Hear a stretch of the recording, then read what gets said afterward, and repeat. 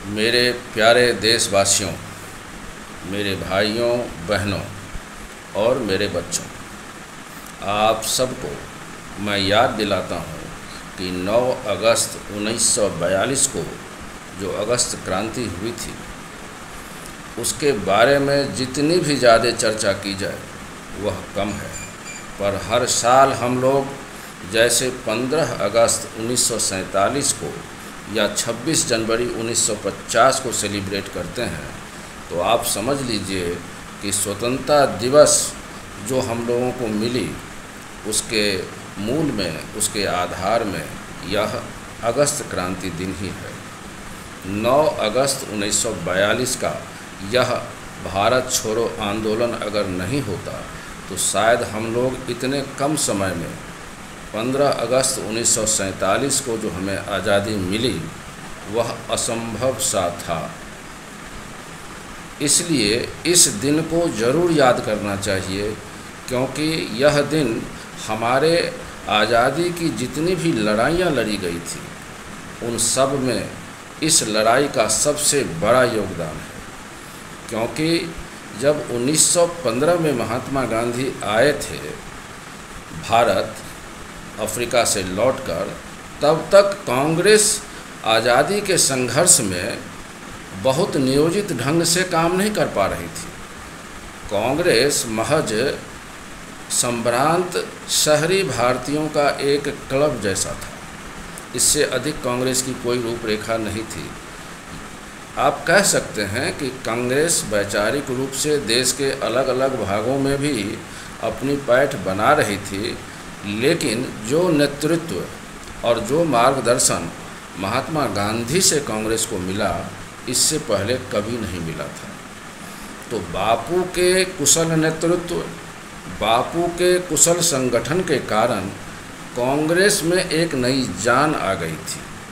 और बापू ने 9 अगस्त 1942 का जो यह भारत छोड़ो आंदोलन जिसका आह्वान किया, तो बापू उस समय के परिवेश को पूर्ण रूप से भांप चुके थे। बापू को पूरा अंदाज़ा था कि भारत के लोग अब अंग्रेज़ों से उब गए हैं और यही समय है कि जब हमें आज़ादी के लिए एक अंतिम लड़ाई लड़ने की ज़रूरत है। और इसलिए बापू ने कहा कि करो या मरो। तो कांग्रेस में ये जो जान आई थी, उस जान के पीछे बापू की जो संगठन कार्य करने की क्षमता, नेतृत्व प्रदान करने की क्षमता, उनकी दूरदर्शिता, उनका जो अपना एक चिंतन था, एक बहुत बड़े विचारक के रूप में जो वो अपने आप को पूरे दुनिया में जनमानस में फैला दिए थे, तो बापू के यह सोच ही था कि 9 अगस्त को पूरे देश की जनता एकजुट होकर अंग्रेज़ों के खिलाफ लड़ाई में उतर जाती है। अनगिनत अज्ञात बलिदानियों से भरा पड़ा है वह दिन। 10,000 से अधिक एक ही दिन में हमारे बाप दादाओं ने गोली खाकर अपने आप को कुर्बान कर दिया था। इसकी पूरी रिसर्च कभी नहीं हो पाएगी और न की गई है। लेकिन 9 अगस्त क्रांति दिवस, आप समझिए कि बापू तो अहिंसात्मक व्यक्ति थे, अहिंसा के पुजारी थे, लेकिन 24 घंटे के अंदर बापू को तो आगा खां पैलेस में कैप्चर कर दिया गया और जितने देश के बड़े बड़े नेता थे उनको अहमदनगर के दुर्ग में डाल दिया गया। तो देश में बहुत कम लोग बचे जो नेतृत्व प्रदान कर सकते थे।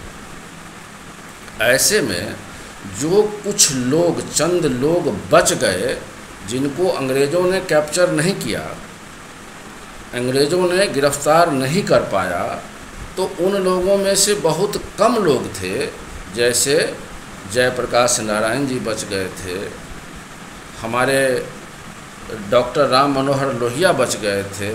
तो ऐसे लोगों ने इस क्रांति को नेतृत्व प्रदान किया। लेकिन मूल रूप से अगर आप देखें तो इसका नेतृत्व लोकल नेताओं ने, स्थानीय नेताओं ने प्रदान किया और समानांतर सरकारें बनाई गई। बॉम्बे के सतारा में YB चौहान और नाना पाटिल इसके नेतृत्व कर रहे थे। हमारे यहाँ उत्तर प्रदेश में बलिया में जीतू पांडे समानांतर सरकार बनाए थे और बिहार के नौजवान लड़कों ने तो बलिदान का एक नया स्वर्णिम इतिहास रच दिया था जब 11 अगस्त 1942 को हमारे नौजवान छात्रों ने सचिवालय पर चढ़कर भारत का तिरंगा फहरा दिया था। तो फिरंगी हुकूमत के गोलियों से 7 नौजवान शहीद हो गए थे। अब आप सोचिए कि बिहार के गांव में अंग्रेजी सरकार के द्वारा हवाई जहाज़ से बम्बार्डिंग होती है, स्ट्रैपिंग होती है। तो इस तरीके से पूरे भारत में रेल की पटरियां उखाड़ दी जाती है, जगह जगह स्टेशन में आग लगा दी जाती है, पुल उखाड़ करके फेंक दिए जाते हैं। अंग्रेज़ों के खिलाफ जो रोष था और किन किन कारणों से रोष था, इसमें द्वितीय विश्व युद्ध का क्या योगदान था असंतोष के पीछे, भारतीयों के असंतोष के पीछे, तो सारी बातों पर हम लोग पहले के वीडियो में चर्चा कर चुके हैं। लेकिन जब भारत की आज़ादी की जो लड़ाई है उसके बारे में अगर हम लोग चर्चा करें तो कांग्रेस के बारे में भी थोड़ा बहुत चर्चा करना ज़रूरी है। मैं आपको बता दूं कि कांग्रेस की स्थापना किसी भारतीय ने नहीं किया था। कांग्रेस की स्थापना एक ब्रिटिश सिविल ऑफिसर जिनका नाम था A.O. ह्यूम, अंग्रेज़ थे, वो स्कॉटलैंड से आए थे इंडिया ब्रिटिश सिविल सर्विस के लिए। 1829 जून उनका जन्म हुआ था स्कॉटलैंड में और 1849 में वे सिविल सर्वेंट बन करके इंडिया आए थे। लेकिन ये भारतीयों के बड़े पक्षधर थे। तो इन्होंने देखा कि भारत में आकर के कि भारत के लोगों के ऊपर ब्रिटिश हुकूमत बहुत अत्याचार कर रही थी, जिस बात से लेकर के इनके मन में बड़ी नाराज़गी रहती थी। और इन्होंने अपने मन में तय किया कि हम एक ऐसी संस्था बनाएंगे जो कम से कम ऑल इंडिया लेवल का हो और जहां पर भारतीय लोगों की कुछ समस्याओं का समाधान हो सके। तो यह पहल A.O. ह्यूम ने की थी। और मैं बताता चलूं कि A.O. ह्यूम 1856 में इटावा के कलेक्टर भी थे। जब 1857 में आंदोलन हुआ था तो वहाँ पर क्रांतिकारियों ने इनको घेर लिया था, लेकिन इटावा के लोकल लोगों ने इनकी काफ़ी मदद की, क्योंकि इटावा में रहते हुए इन्होंने 32 से अधिक सरकारी स्कूलों की स्थापना की, कई अस्पताल बनवाए। तो इटावा के जो लोकल लोग थे उनके मन में इनके लिए बड़ा अच्छा भाव था। तो ये साड़ी पहनकर बाहर भागने में सफल हुए थे। और जब 1857 की क्रांति दब गई थी तो पुनः इटावा में कलेक्टर के रूप में ये अपना सेवा देना शुरू कर दिए थे। तो इनको ब्रिटिश गवर्नमेंट के साथ बहुत समय तक अनबन चलता रहता था और 1882 में इन्होंने रिजाइन भी कर दिया। और इन्होंने अपनी व्यक्तिगत पहल से जो तत्कालीन वायसराय थे भारत में, डफरिन साहब, उनसे इन्होंने मुलाकात की। और मैं बता दूं कि डफरिन साहब 1884 से लेकर 1888 तक भारत के वायसराय बने हुए थे। और जब ये मिलने के लिए 1884 में गए तो डफरिन साहब शिमला में हुआ करते थे, क्योंकि ग्रीष्मकालीन राजधानी शिमला हुआ करती थी। और डफरिन साहब को इन्होंने कन्विंस किया कि इट इज़ रिक्वायर्ड, और डफरिन साहब का परमिशन लेकर 25 दिसंबर 1885 को भारतीय राष्ट्रीय कांग्रेस की स्थापना A.O. ह्यूम साहब ने कर दिया। और 28 दिसंबर 1885 को भारतीय राष्ट्रीय कांग्रेस का पहला अधिवेशन बम्बई में ही हुआ। तो इस तरीके से हम लोग देखते हैं कि A.O. ह्यूम अपने मानवीय संवेदनाओं के कारण, भारतीयों का पक्षधर बनने के कारण उन्होंने भारतीय राष्ट्रीय कांग्रेस की स्थापना कर दी। और फिर वे चले गए अपने वतन स्कॉटलैंड, जहां पर उनकी मृत्यु 31 जुलाई 1912 को हो जाती है। और भारतीय राष्ट्रीय कांग्रेस में हमारे भारत के नेताओं की पकड़ धीरे धीरे शुरू हो जाती है। अभी महात्मा गांधी का आगमन नहीं हुआ है। महात्मा गांधी 1915 में भारत लौटे हैं और इस बीच में कांग्रेस में कई उग्र विचारधारा के नेता भी बन गए, जैसे लाला लाजपत राय, बाल गंगाधर तिलक, बिपिन चंद्र पाल।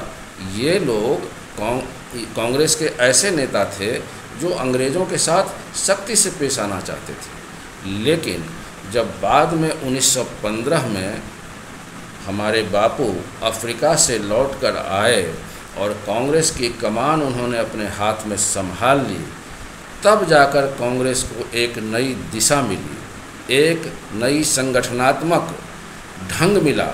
कांग्रेस को जन आंदोलन का रूप महात्मा गांधी ने बनाया। पूरे राष्ट्रीय स्तर पर वे भ्रमण किए और कांग्रेस को समावेशी बनाया, क्योंकि कांग्रेस महात्मा गांधी के आगमन से पूर्व बंद कमरे में बैठ कर के निर्णय लिया करती थी। यह महज संभ्रांत शहरी भारतीयों का एक क्लब जैसा दिखता था। उसको जन आंदोलन का रूप महात्मा गांधी ने दिया था। याद रखिएगा, महात्मा गांधी का बहुत योगदान है। आज जो भी लोग जितनी भी चर्चा करते हैं, कई बार बापू के बारे में भी अपशब्द बोलते हैं, जो एक बहुत ही गलत बात है, निराशाजनक बात है। महात्मा गांधी अगर नहीं होते तो आज हमें आज़ादी नहीं मिलती। आप लिख करके रख लीजिए। तो 1915 के बाद महात्मा गांधी ने इसको एक नया लुक दिया, एक जन आंदोलन बनाया और 9 अगस्त की जो क्रांति दिवस है, करो या मरो, क्विट इंडिया मूवमेंट, अंग्रेज़ों भारत छोड़ो, यह जो मोमेंटम प्रदान किया, जिससे जो अंग्रेज़ी सरकार की पूरी जड़ें उखड़कर निकल गई थी। अब अंग्रेज़ों को ऐसा लगने लग चुका था कि उनका कोई अब मोरल राइट नहीं है इंडिया में रहने का। और यही कारण है कि महज 5 साल के अंदर हमें आज़ादी मिल गई, 15 अगस्त 1947 को। तो आपको कैसा लगा आप ज़रूर हमें बताइएगा। और आप सबसे गुजारिश है कि हमारे इस चैनल को ज़रूर सब्सक्राइब करिएगा, अपने दोस्तों तक शेयर करिएगा। हम आप सबसे राजनीतिक पहलुओं पर हर मामले पर चर्चा करते रहेंगे, ताकि हमारे बच्चों को पता चले यह आज़ादी जो आज हम खुली हवा में सांस ले रहे हैं, इतनी आसानी से हमें नहीं मिली है। इसके लिए बहुत बलिदान दिया गया है और इस आज़ादी की रक्षा एक अच्छे प्रजातंत्र के माध्यम से ही की जा सकती है। फिर आगे चर्चा करेंगे एक नए विषय के साथ। तब तक के लिए आप सबको प्रणाम, सलाम और जय हिंद।